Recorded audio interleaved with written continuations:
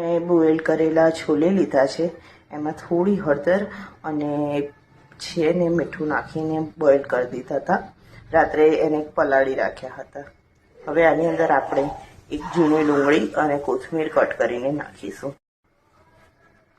આની સાથે regular basic મસાલા add કર્યા છે, ગરમ મસાલો, થોડું મરચું છે અને ધાણા જીરું. અને હવે એની સાથે આપણે છે ને 1 ચમચી ચણાનો લોટ એડ કરવાનો છે બાઇન્ડિંગ માટે.